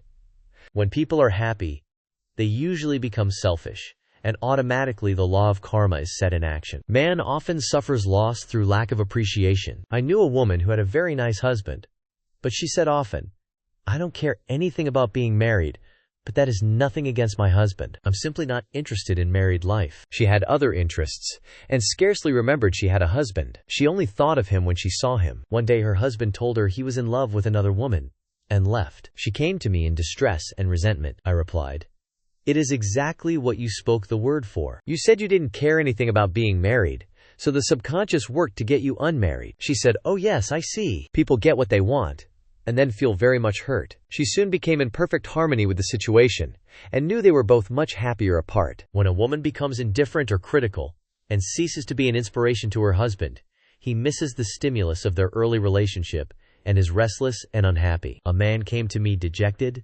miserable, and poor. His wife was interested in the science of numbers, and had had him read. It seems the report was not very favorable, for he said, "My wife says I'll never amount to anything because I am a 2. I replied, "I don't care what your number is, you are a perfect idea in divine mind, and we will demand the success and prosperity which are already planned for you by that infinite intelligence." Within a few weeks he had a very fine position, and a year or two later he achieved a brilliant success as a writer. No man is a success in business unless he loves his work. The picture the artist paints for love of his art is his greatest work.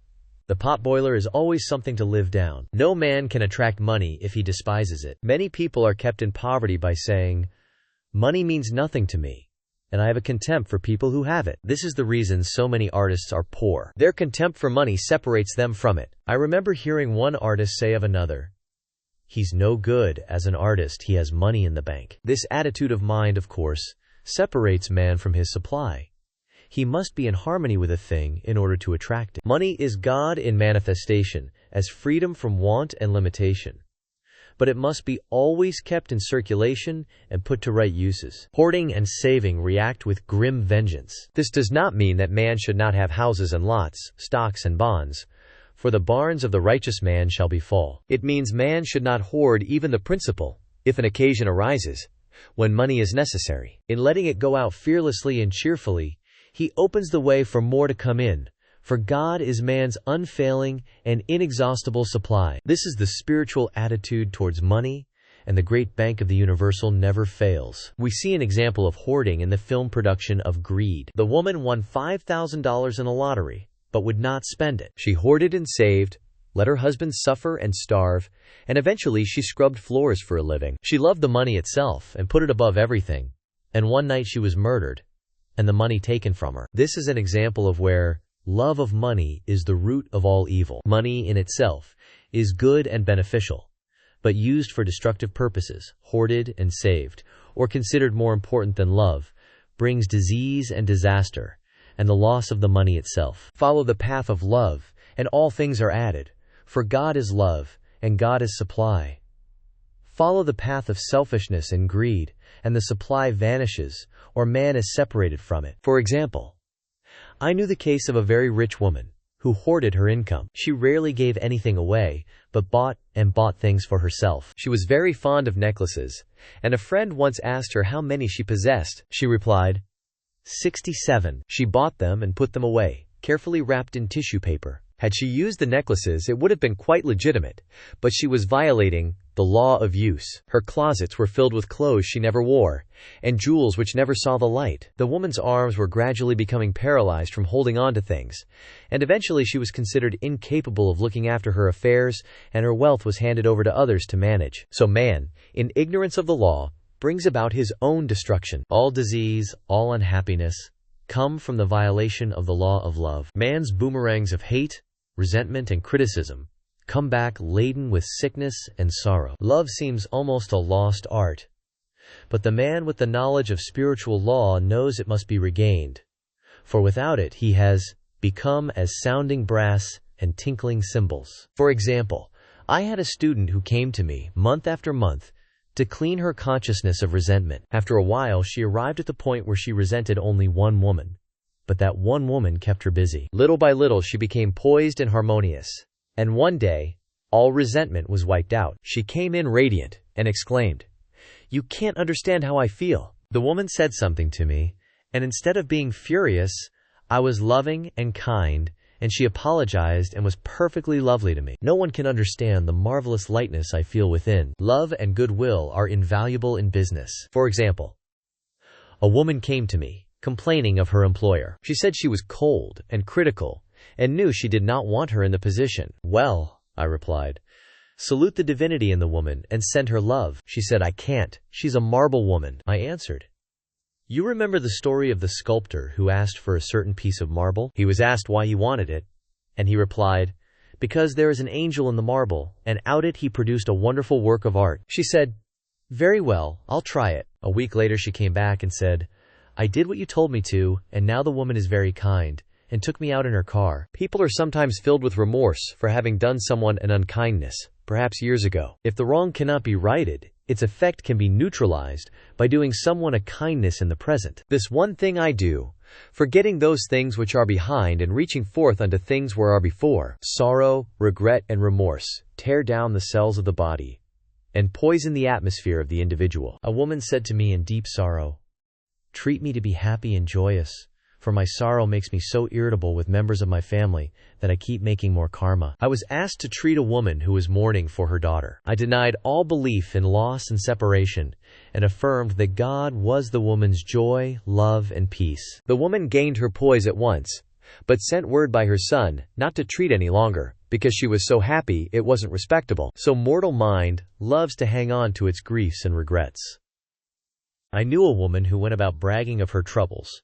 So, of course, she always had something to brag about. The old idea was if a woman did not worry about her children, she was not a good mother. Now we know that mother fear is responsible for many of the diseases and accidents which come into the lives of children. For fear pictures vividly the disease or situation feared, and these pictures objectify, if not neutralized. Happy is the mother who can say sincerely that she puts her child in God's hands, and knows therefore that he is divinely protected. For example, a woman awoke suddenly, in the night, feeling her brother was in great danger. Instead of giving in to her fears, she commenced making statements of truth, saying, "Man is a perfect idea in divine mind, and is always in his right place. Therefore my brother is in his right place, and is divinely protected." The next day she found that her brother had been in close proximity to an explosion in a mine, but had miraculously escaped. So man is his brother's keeper, in thought. And every man should know that the thing he loves dwells in the secret place of the Most High, and abides under the shadow of the Almighty. There shall no evil befall thee, neither shall any plague come nigh thy dwelling. Perfect love casteth out fear. He that feareth is not made perfect in love. And love is the fulfilling of the law. Chapter 8. Intuition, or guidance. There is nothing too great of accomplishment for the man who knows the power of his word, and who follows his intuitive leads. By the word he starts in action unseen forces, and can rebuild his body or remold his affairs. It is, therefore, of the utmost importance to choose the right words, and the student carefully selects the affirmation he wishes to catapult into the invisible. He knows that God is his supply, that there is a supply for every demand, and that his spoken word releases this supply. Ask, and ye shall receive. Man must make the first move. Draw nigh to God, and he will draw nigh to you. I have often been asked just how to make a demonstration. I reply, speak the word and then do not do anything until you get a definite lead. Demand the lead, saying, "Infinite Spirit, reveal to me the way. Let me know if there is anything for me to do." The answer will come through intuition, or hunch, a chance remark from someone, or a passage in a book, etc., etc. The answers are sometimes quite startling in their exactness. For example, a woman desired a large sum of money. She spoke the words, "Infinite Spirit, open the way for my immediate supply. Let all that is mine by divine right now reach me, in great avalanches of abundance." Then she added, "Give me a definite lead. Let me know if there is anything for me to do." The thought came quickly. Give a certain friend, who had helped her spiritually, $100. Older friend, who said, "Wait and get another lead before giving it." So she waited, and that day met a woman who said to her, "I gave someone $1 today. It was just as much for me as it would be for you to give someone 100. This was indeed an unmistakable lead, so she knew she was right in giving the $100. It was a gift which proved a great investment, for shortly after that, a large sum of money came to her in a remarkable way. Giving opens the way for receiving. In order to create activity in finances, one should give. Tithing, or giving 1/10 of one's income, is an old Jewish custom and is sure to bring increase. Many of the richest men in this country have been tithers, and I have never known it to fail as an investment. The 10th part goes forth and returns blessed and multiplied. But the gift, or tithe, must be given with love and cheerfulness, for God loveth a cheerful giver. Bills should be paid cheerfully. All money should be sent forth fearlessly and with a blessing. This attitude of mind makes man master of money. It is his to obey, and his spoken word then opens vast reservoirs of wealth. Man himself limits his supply by his limited vision. Sometimes the student has a great realization of wealth, but is afraid to act. The vision and action must go hand in hand, as in the case of the man who bought the fur-lined overcoat. A woman came to me asking me to speak the word for a position. So I demanded, "Infinite Spirit, open the way for this woman's right position." Never ask for just a position. Ask for the right position, the place already planned in divine mind, as it is the only one that will give satisfaction. I then gave thanks that she had already received, and that it would manifest quickly. Very soon she had 3 positions offered her, 2 in New York and 1 in Palm Beach, and she did not know which to choose. I said, "Ask for a definite lead." The time was almost up and was still undecided, when one day she telephoned. "When I woke up this morning, I could smell Palm Beach." She had been there before and knew its balmy fragrance. I replied, "Well, if you can smell Palm Beach from here, it is certainly your lead." She accepted the position, and it proved a great success. Often one's lead comes at an unexpected time. One day I was walking down the street when I suddenly felt a strong urge to go to a certain bakery, a block or 2 away. The reasoning mind resisted, arguing, "There is nothing there that you want." However, I had learned not to reason, so I went to the bakery, looked at everything, and there was certainly nothing there that I wanted. But coming out, I encountered a woman I had thought of often, and who was in great need of the help which I could give her. So often, one goes for one thing and finds another. Intuition is a spiritual faculty, and does not explain, but simply points the way. A person often receives a lead during a treatment. The idea that comes may seem quite irrelevant, but some of God's leadings are mysterious. In the class, one day, I was treating that each individual would receive a definite lead. A woman came to me afterwards and said, "While you were treating, I got the hunch to take my furniture out of storage and get an apartment." The woman had come to be treated for health. I told her I knew in getting a home of her own, her health would improve. And I added, "I believe your trouble, which is a congestion, has come from having things stored away." Congestion of things causes congestion in the body. You have violated the law of use, and your body is paying the penalty. So I gave thanks that divine order was established in her mind, body, and affairs. People little dream of how their affairs react on the body. There is a mental correspondence for every disease. A person might receive instantaneous healing through the realization of his body being a perfect idea in divine mind, and, therefore, whole and perfect. But if he continues his destructive thinking, hoarding, hating, fearing, condemning, the disease will return. Jesus Christ knew that all sickness came from sin, but admonished the leper after the healing to go and sin no more, lest a worse thing come upon him. So man's soul, or subconscious mind, must be washed whiter than snow for permanent healing, and the metaphysician is always delving deep for the correspondence. Jesus Christ said, "Condemn not, lest ye also be condemned. Judge not, lest ye be judged." Many people have attracted disease and unhappiness through condemnation of others. What man condemns in others, he attracts to himself. For example, a friend came to me in anger and distress because her husband had deserted her for another woman. She condemned the other woman and said continually, she knew he was a married man and had no right to accept his attentions. I replied, "Stop condemning the woman, bless her, and be through with the situation.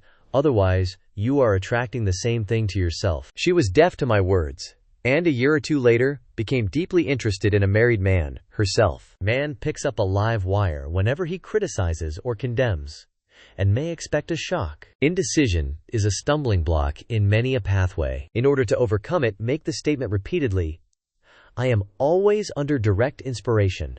I make right decisions, quickly." These words impress the subconscious, and soon one finds himself awake and alert, making his right moves without hesitation. I have found it destructive to look to the psychic plane for guidance, as it is the plane of many minds and not the one mind. As man opens his mind to subjectivity, he becomes a target for destructive forces. The psychic plane is the result of man's mortal thought, and is on the plane of opposites. He may receive either good or bad messages. The science of numbers and the reading of horoscopes keep man down on the mental or mortal plane, for they deal only with the karmic path. I know of a man who should have been dead years ago, according to his horoscope, but he is alive, and a leader of one of the biggest movements in this country for the uplift of humanity. It takes a very strong mind to neutralize a prophecy of evil. The student should declare, "Every false prophecy shall come to naught. Every plan my Father in heaven has not planned shall be dissolved and dissipated. The divine idea now comes to pass." However, if any good message has ever been given one, of coming happiness or wealth, harbor and expect it, and it will manifest sooner or later. Through the law of expectancy, man's will should be used to back the universal will. I will that the will of God be done. It is God's will to give every man every righteous desire of his heart, and man's will should be used to hold the perfect vision without wavering. The prodigal son said, I will arise and go to my father. It is indeed often an effort of the will to leave the husks and swine of mortal thinking. It is so much easier for the average person to have fear than faith. So faith is an effort of the will. As man becomes spiritually awakened, he recognizes that any external inharmony is the correspondence of mental inharmony. If he stumbles or falls, he may know he is stumbling or falling in consciousness. One day, a student was walking along the street condemning someone in her thoughts. She was saying mentally, that woman is the most disagreeable woman on earth, when suddenly 3 Boy Scouts rushed around the corner and almost knocked her over. She did not condemn the Boy Scouts, but immediately called on the law of forgiveness and saluted the divinity in the woman. Wisdom's ways are ways of pleasantness, and all her paths are peace. When one has made his demands upon the universal, he must be ready for surprises. Everything may seem to be going wrong, when in reality, it is going right. For example, a woman was told that there was no loss in divine mind, therefore she could not lose anything which belonged to her. Anything lost would be returned, or she would receive its equivalent. Several years previously, she had lost $2,000. She had loaned the money to a relative during her lifetime, but the relative had died, leaving no mention of it in her will. The woman was resentful and angry, and as she had no written statement of the transaction, she never received the money. So she determined to deny the loss and collect the $2,000 from the Bank of the Universal. She had to begin by forgiving the woman, as resentment and unforgiveness closed the doors of this wonderful bank. She made this statement: I deny loss. There is no loss in divine mind. Therefore, I cannot lose the $2,000, which belong to me by divine right. As one door shuts, another door opens. She was living in an apartment house which was for sale, and in the lease was a clause stating that if the house was sold, the tenants would be required to move out within 90 days. Suddenly, the landlord broke the leases and raised the rent. Again, injustice was on her pathway, but this time she was undisturbed. She blessed the landlord and said, as the rent has been raised, it means that I'll be that much richer, for God is my supply. New leases were made out for the advanced rent, but by some divine mistake, the 90 days clause had been forgotten. Soon after, the landlord had an opportunity to sell the house. On account of the mistake in the new leases, the tenants held possession for another year. The agent offered each tenant $200 if he would vacate. Several families moved. 3 remained, including the woman. A month or 2 passed, and the agent again appeared. This time he said to the woman, will you break your lease for the sum of $1,500? It flashed upon her, here comes the $2,000. She remembered having said to friends in the house, we will all act together if anything more is said about leaving. So her lead was to consult her friends. These friends said, well, if they have offered you $1,500, they will certainly give $2,000. So she received a check for $2,000 for giving up the apartment. It was certainly a remarkable working of the law, and the apparent injustice was merely opening the way for her demonstration. It proved that there is no loss, and when man takes his spiritual stand, he collects all that is his from this great reservoir of good. I will restore to you the years the locusts have eaten. These adverse thoughts alone rob man, for no man gives to himself but himself, and no man takes away from himself but himself. Man is here to prove God and to bear witness to the truth, and he can only prove God by bringing plenty out of lack and justice out of injustice. Prove me now herewith, saith the Lord of hosts, if I will not open you the windows of heaven and pour out a blessing, that there shall not be room enough to receive it. Chapter 9. Perfect Self-Expression, or the Divine Design. There is for each man perfect self-expression. There is a place which he is to fill, and no one else can fill, something which he is to do which no one else can do. It is his destiny. This achievement is held a perfect idea in divine mind, awaiting man's recognition. As the imaging faculty is the creative faculty, it is necessary for man to see the idea before it can manifest. So man's highest demand is for the divine design of his life. He may not have the faintest conception of what it is, for there is, possibly, some marvelous talent hidden deep within him. His demand should be, Infinite Spirit, open the way for the divine design of my life to manifest. Let the genius within me now be released. Let me see clearly the perfect plan. The perfect plan includes health, wealth, love, and perfect self-expression. This is the square of life, which brings perfect happiness. When one has made this demand, he may find great changes taking place in his life, for nearly every man has wandered far from the divine design. I know, in one woman's case, it was as though a cyclone had struck her affairs, but readjustments came quickly, and new and wonderful conditions took the place of old ones. Perfect self-expression will never be labor, but of such absorbing interest that it will seem almost like play. The student knows also, as man comes into the world financed by God, the supply needed for his perfect self-expression will be at hand. Many a genius has struggled for years with the problem of supply, when his spoken word and faith would have released quickly the necessary funds. For example, after the class, one day, a man came to me and handed me a cent. He said, "I have just 7 cents in the world, and I'm going to give you one, for I have faith in the power of your spoken word. I want you to speak the word for my perfect self-expression and prosperity." I spoke the word, and did not see him again until a year later. He came in one day, successful and happy, with a roll of yellow bills in his pocket. He said, "Immediately after you spoke the word, I had a position offered me in a distant city, and am now demonstrating health, happiness, and supply." A woman's perfect self-expression may be in becoming a perfect wife, a perfect mother, a perfect homemaker, and not necessarily in having a public career. Demand definite leads, and the way will be made easy and successful. One should not visualize or force a mental picture. When he demands the divine design to come into his conscious mind, he will receive flashes of inspiration and begin to see himself making some great accomplishment. This is the picture, or idea, he must hold without wavering. The thing man seeks is seeking him. The telephone was seeking Bell. Parents should never force careers and professions upon their children. With a knowledge of spiritual truth, the divine plan could be spoken for, early in childhood or prenatally. A prenatal treatment should be, let the God in this child have perfect expression. Let the divine design of his mind, body, and affairs be made manifest throughout his life, throughout eternity. God's will be done, not man's. God's pattern, not man's pattern, is the command we find running through all the scriptures, and the Bible is a book dealing with the science of the mind. It is a book telling man how to release his soul, or subconscious mind, from bondage. The battles described are pictures of man waging war against mortal thoughts. A man's foes shall be they of his own household. Every man is Jehoshaphat, and every man is David, who slays Goliath, mortal thinking, with the little white stone, faith.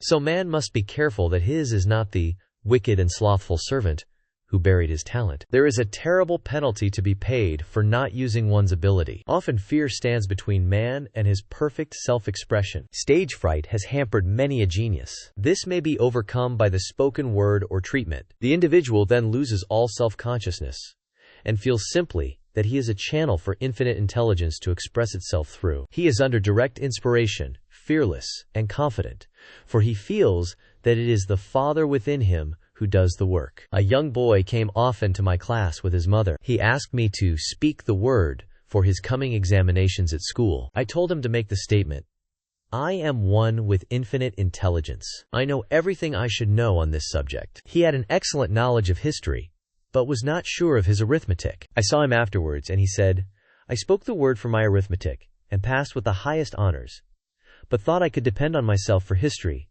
and got a very poor mark." Man often receives a setback when he is too sure of himself, which means he is trusting to his personality and not the Father within. Another one of my students gave me an example of this. She took an extended trip abroad one summer, visiting many countries, where she was ignorant of the languages. She was calling for guidance and protection every minute, and her affairs went smoothly and miraculously. Her luggage was never delayed nor lost. Accommodations were always ready for her at the best hotels, and she had perfect service wherever she went. She returned to New York. Knowing the language, she felt God was longer necessary, so looked after her affairs in an ordinary manner. Everything went wrong. Her trunks delayed. Amid inharmony and confusion, the student must form the habit of practicing the presence of God every minute. In all thy ways acknowledge him.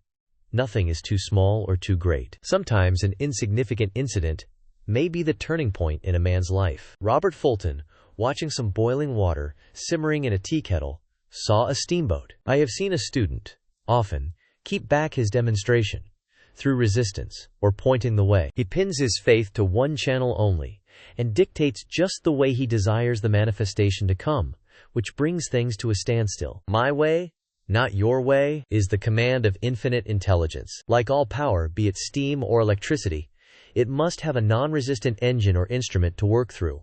And man is that engine or instrument. Over and over again, man is told to stand still. O Judah, fear not. But tomorrow go out against them, for the Lord will be with you. You shall not need to fight this battle. Set yourselves, stand ye still, and see the salvation of the Lord with you. We see this in the incidents of the $2,000 coming to the woman through the landlord, when she became non-resistant and undisturbed. And the woman who won the man's love, after all suffering, had ceased. The student's goal is poise. Poise is power, for it gives God power a chance to rush through man, to will and to do its good pleasure. Poised, he thinks clearly and makes right decisions quickly. He never misses a trick. Anger blurs the visions, poisons the blood, is the root of many diseases, and causes wrong decision leading to failure. It has been named one of the worst sins, as its reaction is so harmful. The student learns that in metaphysics, sin has a much broader meaning than in the old teaching. Whatsoever is not of faith is sin. He finds that fear and worry are deadly sins. They are inverted faith, and through distorted mental pictures, bring to pass the thing he fears. His work is to drive out these enemies from the subconscious mind. When man is fearless, he is finished. Maeterlinck says that man is God afraid. So as we read in the previous chapters, man can only vanquish fear by walking up to the thing he is afraid of. When Jehoshaphat and his army prepared to meet the enemy, singing, "Praise the Lord, for his mercy endureth forever," they found their enemies had destroyed each other, and there was nothing to fight. For example, a woman asked a friend to deliver a message to another friend. The woman feared to give the message, as the reasoning mind said, "Don't get mixed up in this affair, don't give that message." She was troubled in spirit, for she had given her promise. At last, she determined to walk up to the lion and call on the law of divine protection. She met the friend to whom she was to deliver the message. She opened her mouth to speak it, when her friend said, "So-and-so has left town." This made it unnecessary to give the message, as the situation depended upon the person being in town. As she was willing to do it, she was not obliged to. As she did not fear, the situation vanished. The student often delays his demonstration through a belief in incompletion. He should make this statement: in divine mind, there is only completion.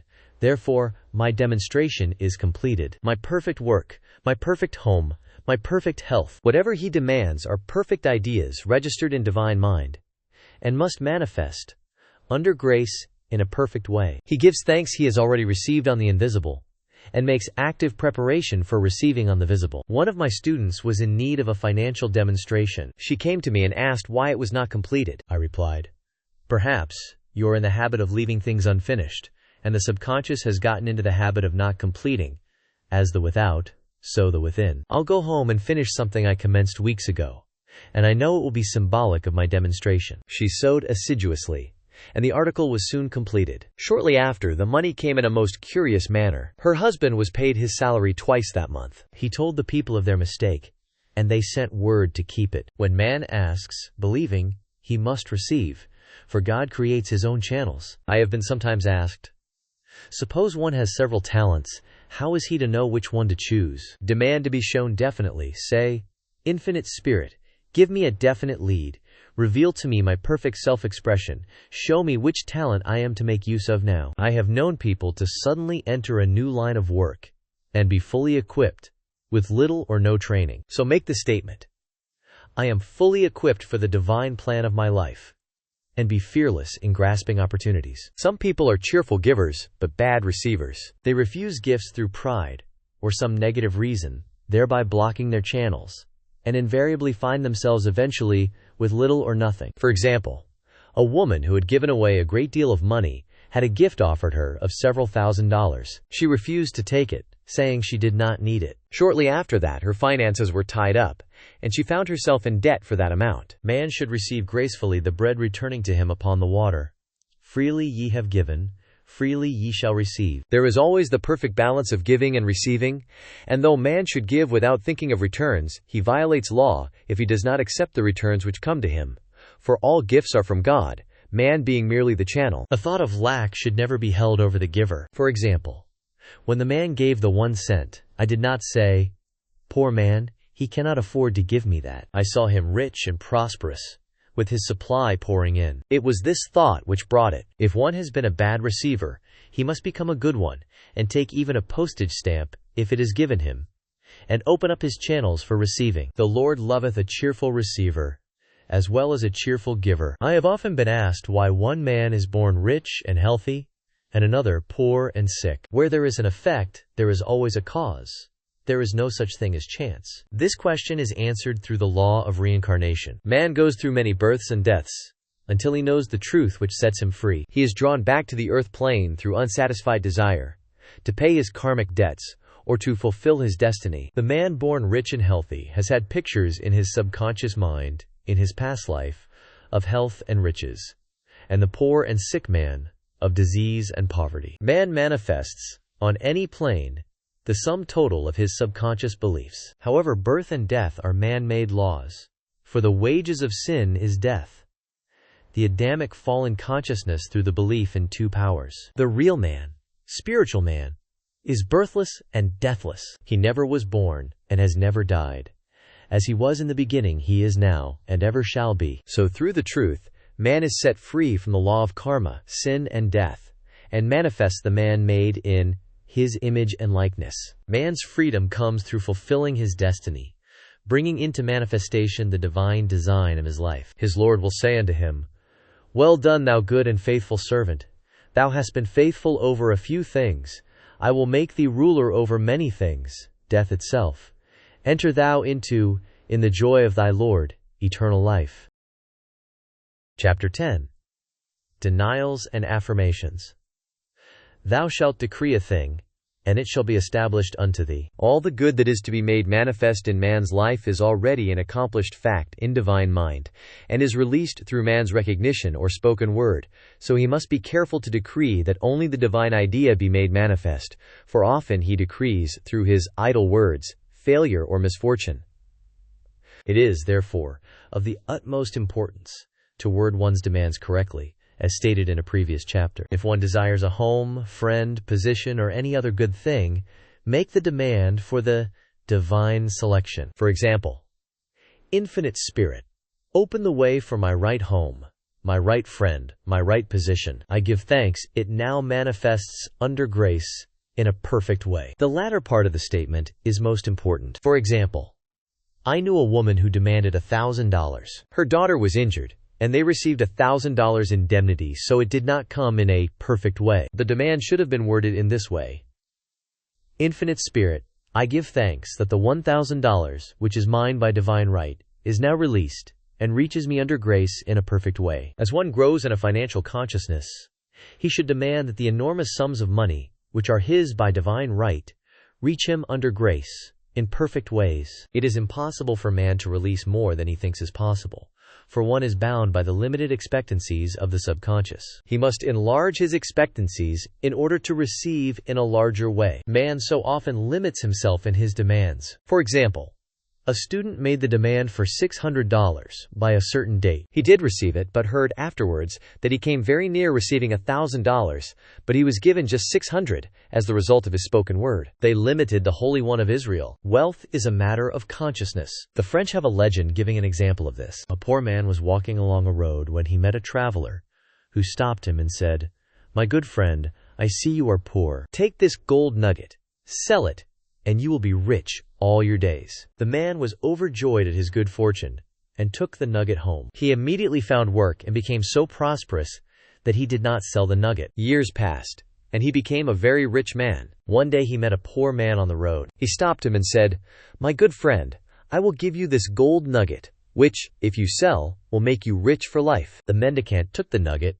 had it valued, and found it was only brass. So we see, the first man became rich through feeling rich, thinking the nugget was gold. Every man has within himself a gold nugget.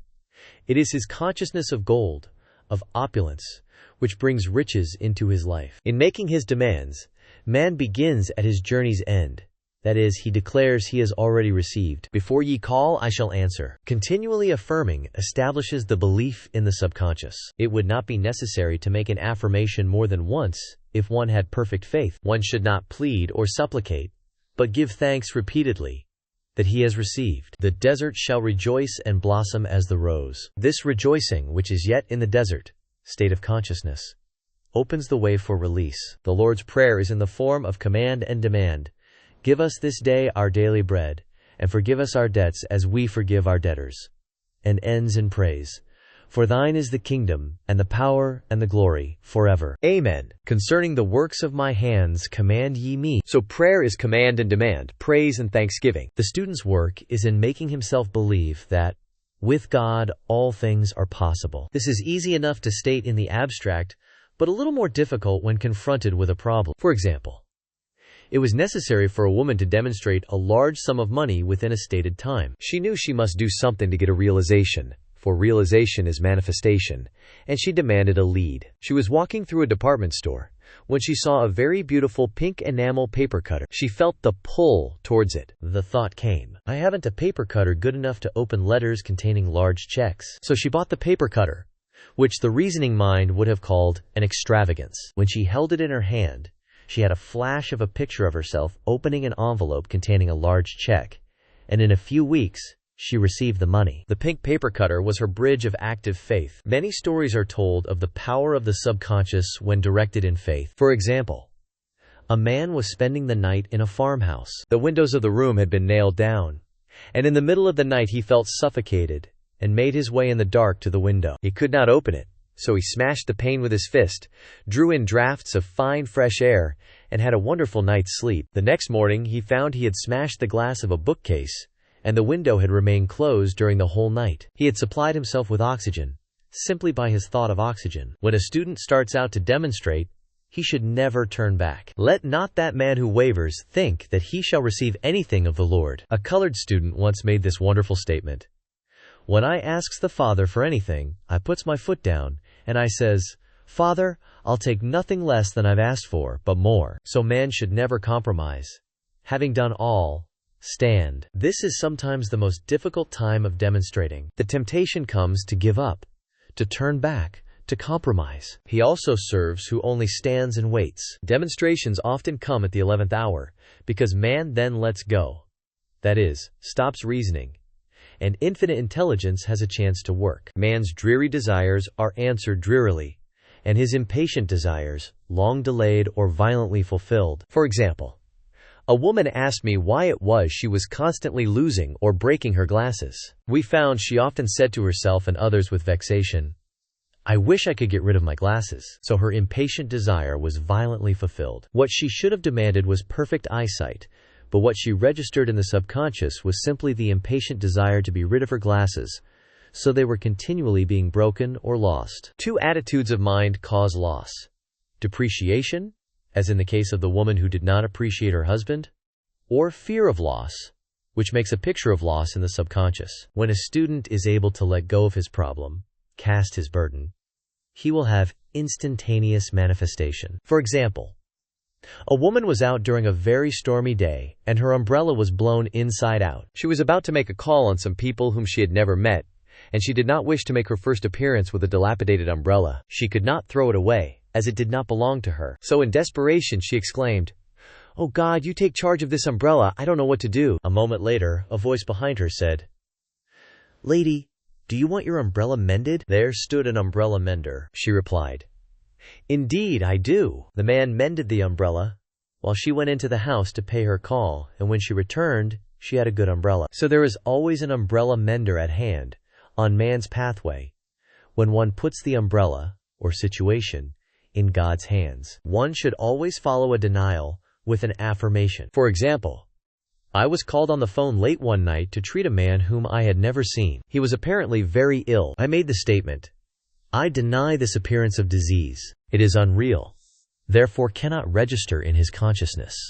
This man is a perfect idea in divine mind, pure substance, expressing perfection. There is no time or space in divine mind, therefore the word reaches instantly its destination and does not return void." I have treated patients in Europe, and have found that the result was instantaneous. I am asked so often the difference between visualizing and visioning.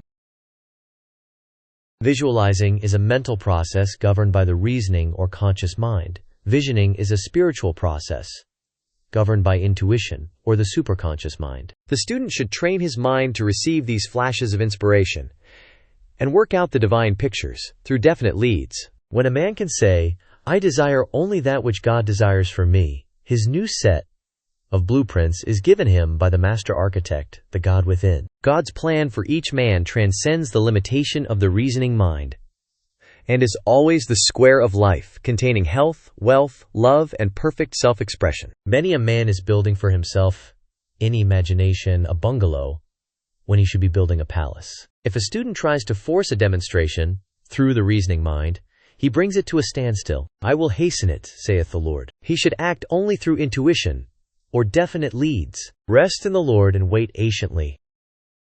Trust also in Him, and He will bring it to pass. I have seen the law work in the most astonishing manner.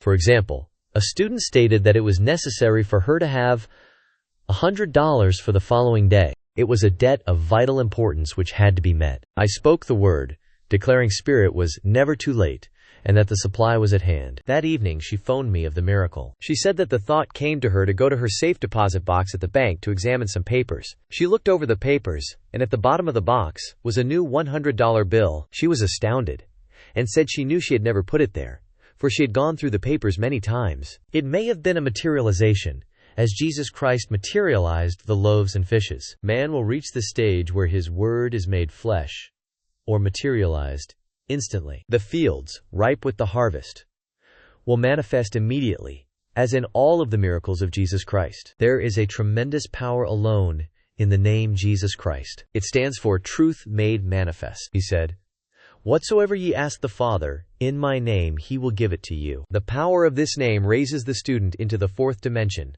where he is freed from all astral and psychic influences, and he becomes unconditioned and absolute, as God Himself is unconditioned and absolute. I have seen many healings accomplished by using the words, "in the name of Jesus Christ." Christ was both person and principle, and the Christ within each man is his Redeemer and salvation. The Christ within is his own fourth-dimensional self, the man made in God's image and likeness. This is the self which has never failed, never known sickness or sorrow, was never born, and has never died. It is the resurrection and the life of each man. "No man cometh to the Father save by the Son" means that God, the universal, working on the place of the particular, becomes the Christ in man. And the Holy Ghost means God in action. So daily, man is manifesting the Trinity of Father, Son, and Holy Ghost. Man should make an art of thinking. The master thinker is an artist, and is careful to paint only the divine designs upon the canvas of his mind. And he paints these pictures with masterly strokes of power and decision, having perfect faith that there is no power to mar their perfection, and that they shall manifest in his life the ideal made real. All power is given man, through right thinking, to bring his heaven upon his earth, and this is the goal of the game of life. The simple rules are fearless faith, non-resistance, and love. May each reader be now freed from that thing which has held him in bondage through the ages, standing between him and his own, and know the truth which makes him free, free to fulfill his destiny, to bring into manifestation the divine design of his life, health, wealth, love, and perfect self-expression. Be ye transformed by the renewing of your mind. Denials and affirmations. For prosperity. God is my unfailing supply, and large sums of money come to me quickly, under grace, in perfect ways, for right conditions. Every plan my Father in heaven has not planned shall be dissolved and dissipated, and the divine idea now comes to pass, for right conditions. Only that which is true of God is true of me, for I and the Father are one. For faith. As I am one with God, I am one with my good, for God is both the giver and the gift. I cannot separate the giver from the gift. For right conditions. Divine love now dissolves and dissipates every wrong condition in my mind, body, and affairs. Divine love is the most powerful chemical in the universe, and dissolves everything which is not of itself. For health.